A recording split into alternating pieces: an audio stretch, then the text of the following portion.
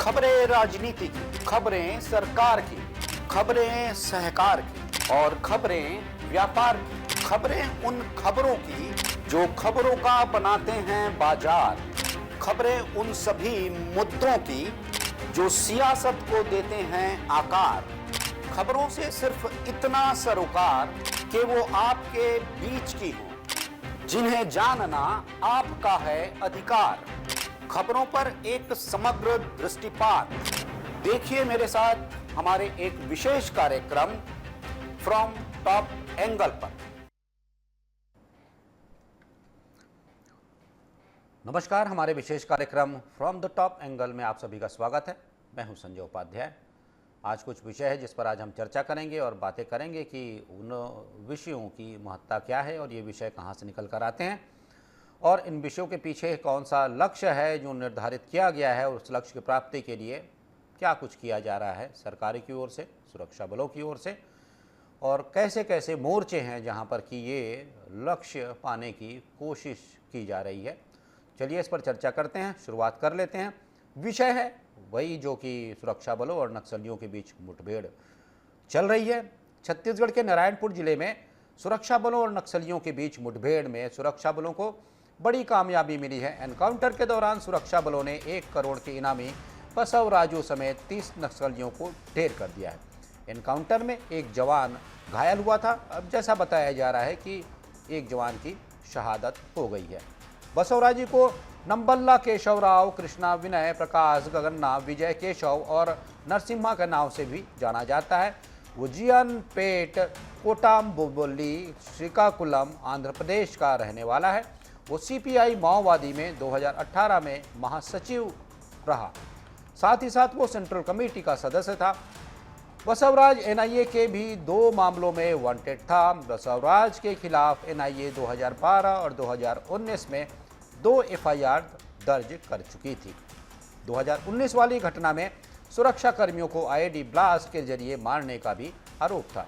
Police अधिकारियों ने बताया कि अबुजमाड़ क्षेत्र में सुबह सुरक्षा बलों और नक्सलियों के बीच मुठभेड़ शुरू हुई और इस मुठभेड़ में नारायणपुर जिले के पुलिस अधीक्षक प्रभात कुमार ने बताया कि इस मुठभेड़ में अबुजमाड़ क्षेत्र के मार डिवीजन में नक्सलियों की उपस्थिति की सूचना मिली और इस सूचना के आधार पर डीआरजी, डिस्ट्रिक्ट रिजर्व गार्ड, इसके जो जवान थे वो निकले और ये बताया जा रहा है 3-4 जिलों का एक जॉइंट ऑपरेशन है जैसी सूचना मिल रही है। और इस जॉइंट ऑपरेशन में डीआरजी के जवान निकले और उन्होंने उन पूरे के ये कि अलग अलग जिलों की एक संयुक्त टीम ने नक्सल विरोधी अभियान के तहत मोर्चा संभाला और छत्तीसगढ़ के उप मुख्यमंत्री विजय शर्मा ने इस पूरी मुठभेड़ को लेकर कहा कि एक हमारा जवान घायल हुआ था और वह खतरे से बाहर है। हालांकि ये बयान पहले का है, लेकिन इसमें अब और जो आगे बातें आ रही हैं उसमें बताया गया है कि 26 से ज़्यादा नक्सली मारे गए हैं, जिनकी संख्या बढ़कर अब 30 बताई जा रही है। हालांकि ये भी अंतिम आधिकारिक आंकड़ा जब आएगा, लेकिन ये लगातार सूचना मिल रही है जिसमें कि नक्सलियों के हताहत होने की संख्या लगातार बढ़ती जा रही है। और अभी जो सर्च ऑपरेशन चल रहा है उसमें गृह मंत्री विजय शर्मा ने कहा है कि बड़े नक्सलियों के मारे जाने की भी संभावना है। नारायणपुर, सुकमा और बीजापुर का इलाका है, वहां पर डीआरजी के जवानों ने साहस दिखाया है। ये बहुत बड़ी सफलता है। डेड बॉडी और हथियारों के बारे में जल्द बताया जाएगा। तो ये सब कुछ अपडेट्स है जो हम आपको लगातार बता रहे हैं और ये सब कुछ अपडेट्स कहां से आ रहे हैं, उन पूरे विषयों से निकल कर आ रहे हैं जिसमें कि केंद्र सरकार ने, केंद्र के गृह मंत्री अमित शाह ने ये कहा था, ऐलान किया था और इसमें उन्होंने इस बात की एक तरीके से घोषणा की थी और दावा किया था कि 31 मार्च 2026 तक नक्सल समस्या का उन्मूलन कर लिया जाएगा। जिसके बाद हम देख रहे हैं कि ताबड़तोड़ नक्सल मोर्चे पर कार्रवाइयां की जा रही हैं। बड़े स्तर पर ऐसे क्षेत्रों को घेरा जा रहा है जहां पर नक्सलियों की होने की सूचना है। तो चलिए इस पूरे विषय पर ये जो आज का अपडेट है जिसमें कि बड़ी संख्या में नक्सलियों के मारे जाने की सूचना है, क्या क्या है सुन लेते हैं। वो तो शुरू से ही बोल रहे हैं, उसको बार बार बोलने की कोई आवश्यकता नहीं। सर, छत्तीसगढ़ में नगद रहित उपचार स्कीम शुरू हुई है। 1.5 लाख तक के निःशुल्क इलाज होगा दुर्घटना जन्य लोगों के लिए। नहीं, ये तो आयुष्मान कार्ड में 5 लाख तक की है। निःशुल्क भारत सरकार का है, माननीय मोदी जी का है। तो सुशासन की हार के लिए लगातार जा रहे हैं, कितना रिस्पांस मिल रहा है लोगों का? बहुत अच्छा रिस्पांस मिल रहा है। लगातार हम कल तक 20 जिले में जा चुके हैं और आज 2 जिले का हमारा प्रवास है, जसपुर और बलरामपुर का, और बहुत अच्छा रिस्पांस मिल रहा है। हम औचक भी जा लगभग 50 घंटों से सर्च ऑपरेशन चल रहा था जिसमें मुठभेड़ हुई है और 26 से अधिक नक्सली उसमें मारे गए। कुछ बड़े कैडर की भी होने की संभावना है। जवानों के भुजाओं की ताकत पर एक और बड़ी सफलता, एक और बड़ी कामयाबी हमारे पूरे क्षेत्र को लाल आतंक से मुक्त करने के लिए मिली है। मैं हृदय से बधाई देता हूं जवानों को। देखिए, जिस प्रकार से हमारी सरकार बनने के बाद लगातार बस्तर को नक्सल मुक्त बनाने का अभियान चल रहा है, हमारे सुरक्षा बल के जवान लगातार इस दिशा में ठोस और मजबूती से काम कर रहे हैं और नारायणपुर इलाके में मुठभेड़ की खबर आई है। 2 दर्जन से अधिक नक्सलियों के मारे जाने की खबर है। तो निश्चित रूप से हमारे सुरक्षा बल के जवान पूरी मुस्तैदी से, मजबूती से काम कर रहे हैं। बड़ी घटना हुई है और पुलिस की, छत्तीसगढ़ पुलिस को मैं बधाई देना चाहता हूं कि एक शानदार सफलता, लगातार सफलता की श्रृंखला में इस 42-43 डिग्री के टेम्परेचर में बीजापुर, नारायणपुर और दंतेवाड़ा के बीच के जो ट्रायंगल बनता है, अबूझमाड़ का जो हिस्सा है, वो वहां पे घुस के एक कठिन ऑपरेशन को सफलता हासिल की। तो आपने सुना क्या कह रहे हैं नेता, सभी बधाई दे रहे हैं जवानों को। इसके साथ ही जैसा कि केंद्र सरकार ने 31 मार्च 26 तक देश को नक्सल मुक्त करने के लिए एक डेडलाइन तय कर दी है, इसी के आधार पर नक्सलियों के खिलाफ लगातार ऑपरेशंस चलाए जा रहे हैं। हाल ही में छत्तीसगढ़ के बीजापुर जिले के कर्रेगुट्टा की पहाड़ियों पर 21 दिनों तक नक्सलियों के खिलाफ ऑपरेशन चलाया गया था और इस ऑपरेशन के बाद 14 मई तक चले ऑपरेशन के बाद पुलिस ने बताया कि इस ऑपरेशन से माओवादी संगठन को काफ़ी नुकसान पहुंचा। अलग अलग मुठभेड़ में 31 नक्सलियों को मार गिराया गया, साथ ही नक्सलियों के 150 से ज़्यादा बंकरों को ध्वस्त किया गया। इसके अलावा देशी हथियार बनाने की फैक्ट्री भी ध्वस्त की गई।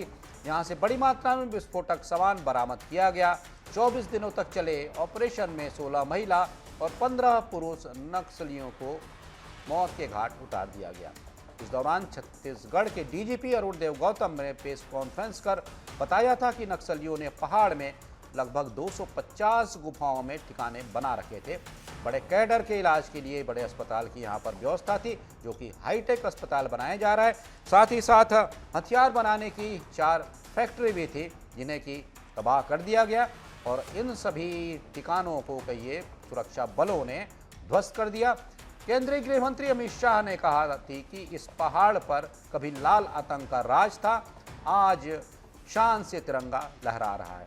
कर्रेगुट्टा पहाड़ पर PLGA बटालियन और साथ ही साथ DKSZC, TSC और CRC जैसी नक्सल संस्थाओं के हेडक्वार्टर्स थे और वहीं से समझ लीजिए ये पूरा सब कुछ संचालन हुआ करता था, रणनीति बना करती थी, ऐसा बताया जा रहा है। उसे पूरी तरह से तबाह कर दिया गया है और फिर से दोहराया गया है कि 31 मार्च 2026 तक नक्सल समस्या का उन्मूलन हो जाएगा, समाधान कर लिया जाएगा। सुनते हैं। 31 मार्च 2026 तक जो माननीय गृह मंत्री जी ने प्रण लिया है, उस प्रण के प्रति हम लोग प्रतिज्ञाबद्ध हैं। केंद्रीय रिजर्व पुलिस बल राज्य पुलिस के साथ मिल और अन्य केंद्रीय बलों के साथ मिलकर जो माननीय मंत्री जी का प्रतिज्ञा है उसको पूर्ण करेगा।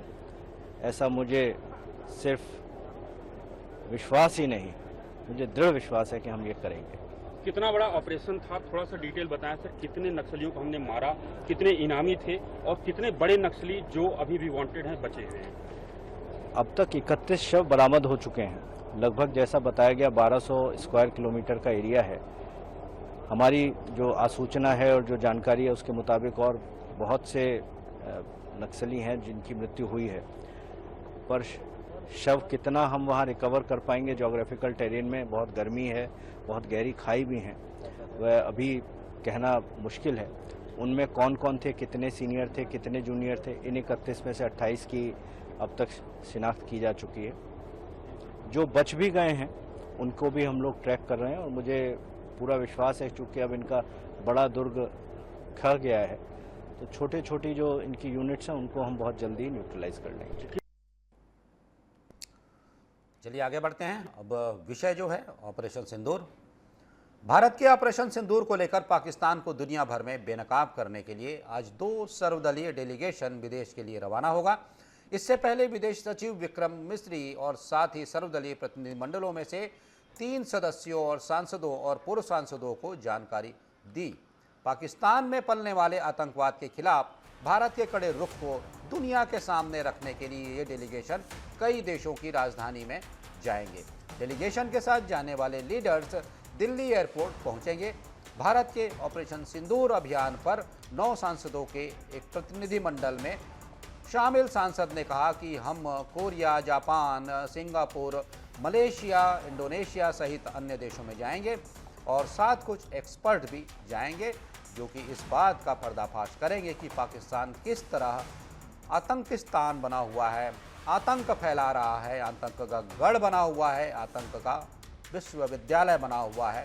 तो ये सब कुछ बताया जाएगा इस डेलीगेशन के द्वारा और यह बहुत महत्वपूर्ण होगा क्योंकि पाकिस्तान लगातार देश के ठिकानों पर आतंकवादी गतिविधियों को अंजाम देने की कोशिश कर रहा है और देता आ रहा है। सबसे बड़ा मुद्दा यह है कि आतंकवाद पाकिस्तान की राजकीय नीति है। हम इसे दुनिया भर में उजागर करने जा रहे हैं।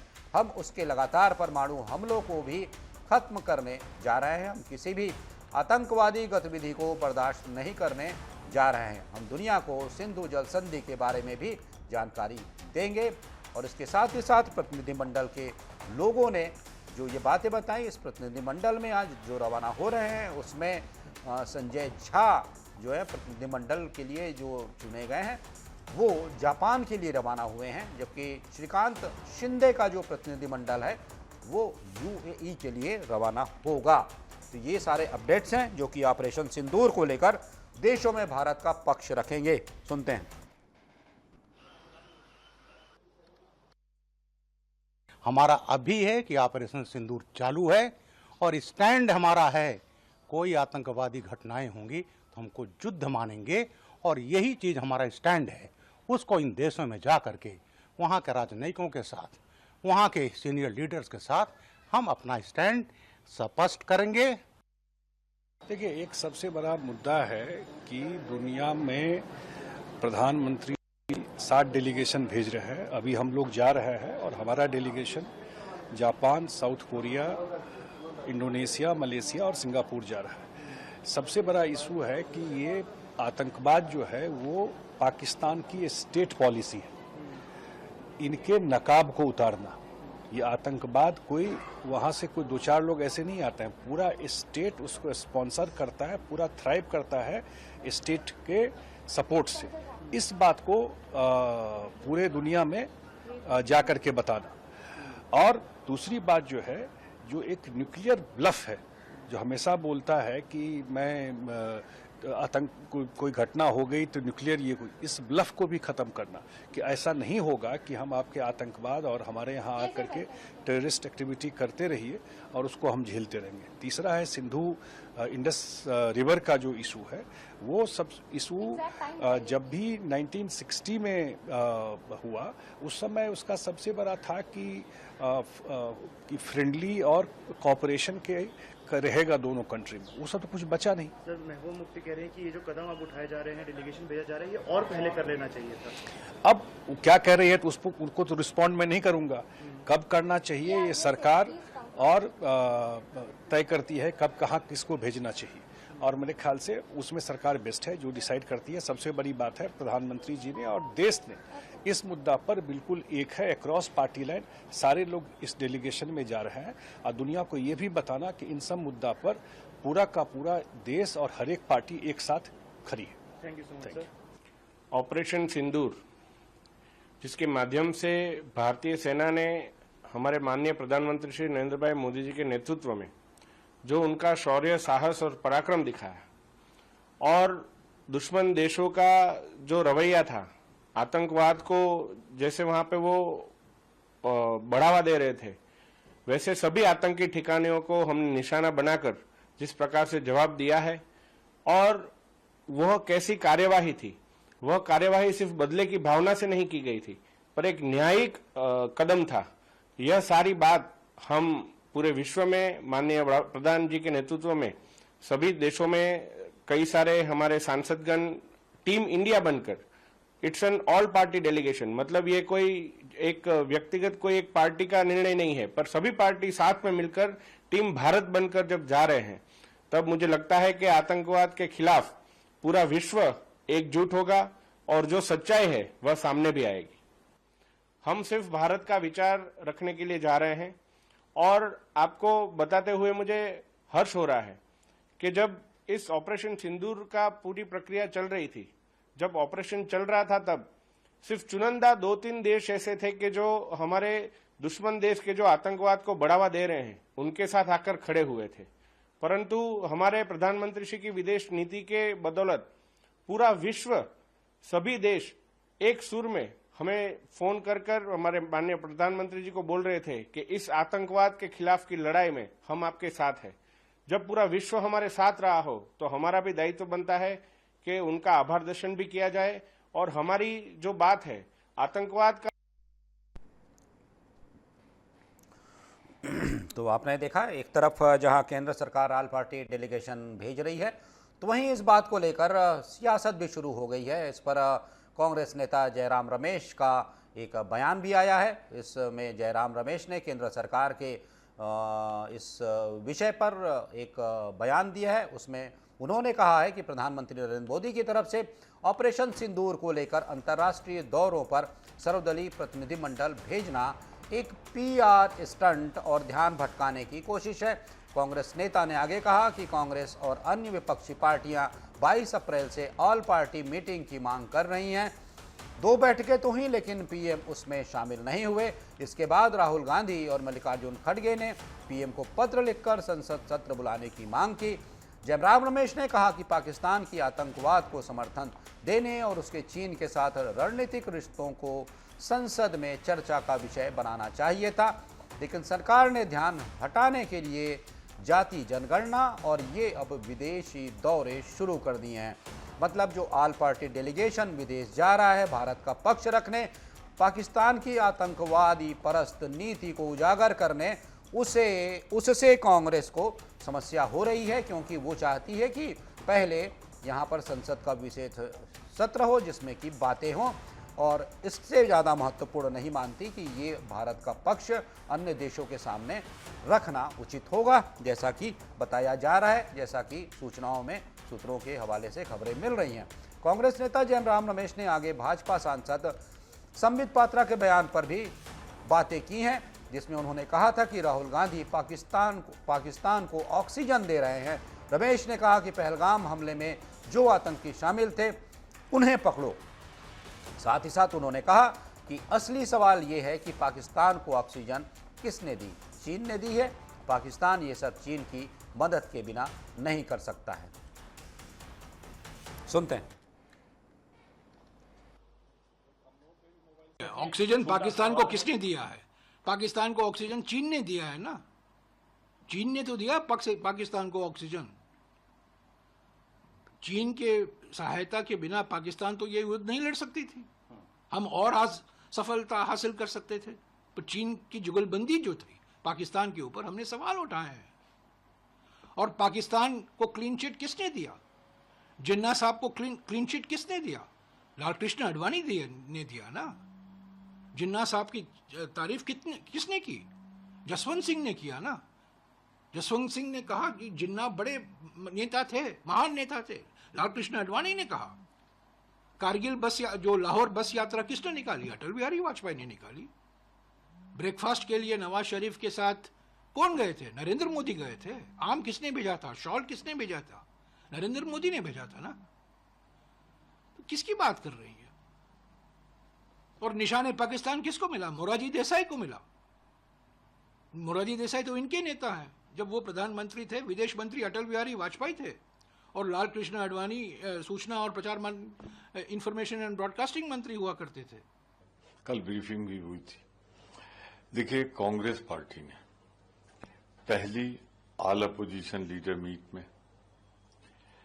ऑल पार्टी मीट में, फिर हमने वर्किंग कमेटी में, राहुल जी ने, मल्लिकार्जुन खड़गे जी ने, सब ने एक स्वर से कहा था कि संपूर्ण कांग्रेस पार्टी आतंकवाद के खिलाफ लड़ाई में जो सेना लड़ रही है और सरकार जो लड़ रही है, उसमें हमारा भरपूर समर्थन होगा। मैं मानता हूं कि ये डेलीगेशन कोई पहली बार नहीं जा रहे, कांग्रेस ने भी भेजे थे, दूसरी सरकारों ने भेजे थे, अटल जी ने भी भेजे थे। हमारा चूंकि पूर्ण समर्थन आतंकवाद के खिलाफ है, तो दुनिया को ये समझाने में कि पूरा देश एक है और हम पाकिस्तान के आतंकवाद से पीड़ित हैं, उसके खिलाफ मुहिम में कांग्रेस पार्टी अपना पूरा सहयोग दे रही है और देगी। तो दो प्रकार की बातें आपने सुनी। अब बात कर लेते हैं जिसकी बहुत ज़्यादा चर्चा हो रही है, वो बात है ज्योति मल्होत्रा की।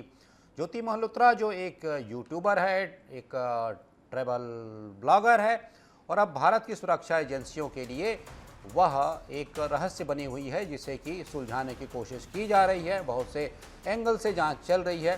ज्योति को पाकिस्तान के लोग सोशल मीडिया पर उनकी साफ सुथरी छवि पेश करने के लिए सराह रहे हैं और वो भारत के सबसे बड़े जासूसी मामलों में से एक में आरोपी बन चुकी हैं। लेकिन इस कहानी में सबसे चौंकाने वाला, या फिर कहिए कि जो रहस्य बने हुए थे, उसका बहुत से पहलू जो सामने आ रहे हैं किसी न किसी रूप में, जिसमें ये भी दिखता है कि ज्योति के पारिवारिक संबंध पाकिस्तान से हैं। सूत्रों के अनुसार ज्योति मल्होत्रा का परिवार बंटवारे से पहले पाकिस्तान के मुल्तान और बहावलपुर शहर में रहता था। ये भी जानकारी दी जा रही है कि ज्योति के दादा मुल्तान और दादी बहावलपुर से थी और विभाजन के बाद उनका परिवार भारत आ गया था और उसके बाद हिसार में इस वक्त वो वहाँ पर जहाँ हैं। बैंक खातों में लेन देन और बारीक जो जांच की गई, उससे यह भी पता चला कि जो विदेशी स्रोतों से भी उन्हें फंडिंग मिल रही है। और पुलिस के पास 3 मोबाइल और एक लैपटॉप भी बरामद हुए हैं और इसकी जानकारी फॉरेंसिक टीम को दी गई है जिसकी जांच की जा रही है। और तब कुल मिलाकर जो जांच हुई है उसमें पुलिस ने 3 मोबाइल और एक लैपटॉप बरामद किया है। इसके अलावा और भी बहुत सारी चीज़ें बरामद की गई हैं, बहुत से व्हाट्सएप डिटेल, कॉल डिटेल और भी एंड टू एंड जो इंस्क्रिप्शंस होते हैं, वैसे मैसेजेस होते हैं, उसके डिटेल खंगाले जा रहे हैं और ये पता करने की कोशिश की जा रही है कि संबंध कहाँ कहाँ कैसे कैसे थे, कहाँ कहाँ गई, टाइमिंग क्या थी, किस समय कहाँ पर गई। ये बहुत से विषय बने हुए हैं। और इसके साथ ही साथ ज्योति के 3 बार पाकिस्तान में भी जाने की भी बात आ रही है और साथ ही साथ यह भी बताया जा रहा है कि वह अभी हाल ही में बांग्लादेश जाने की भी कोशिश कर रही थी और इसके लिए बाकायदा वीज़ा के लिए उसने आवेदन भी दे रखा था। और भी बहुत से विषय हैं जो कि रहस्य का एक स्रोत बने हुए हैं, क्योंकि पहलगाम हमले के बाद भी बहुत से ऐसे सोर्सेज बता रहे थे कि वो वहाँ भी गई थी। और ये भी कहा जा रहा है कि वो हमले के पहले पठानकोट भी गई थी जब ऑपरेशन सिंदूर शुरू हुआ था, या फिर वो जो पहला आतंकवादी हमला हुआ था। तो बहुत से ऐसे विषय हैं जिसकी कि NIA सहित अन्य एजेंसियां जांच कर रही हैं। अब जांच से क्या कुछ निकलता है, जासूसी का उसके ऊपर जो आरोप लगा है, बड़ा आरोप लगा है कि पाकिस्तान के लिए वो हार्डकोर जासूस करने के लिए एक टीम में शामिल थी और उसने बहुत सारे इनपुट्स भी दिए थे। देखते हैं पूरे जांच में क्या कुछ निकलता है, सुन लेते हैं।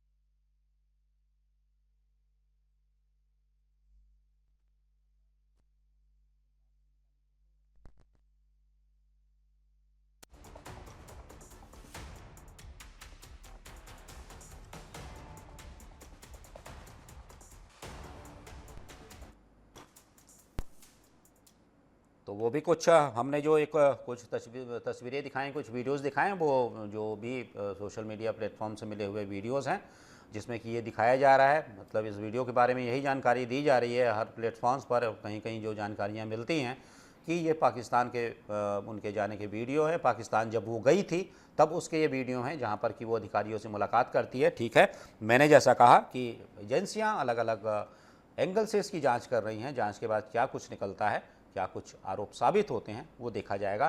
तो चलिए, आज टॉप एंगल में सिर्फ इतना ही। किसी महत्वपूर्ण विषय पर फिर मिलेंगे, फिर बात करेंगे उस पर। तब तक दीजिए आज्ञा। नमस्कार।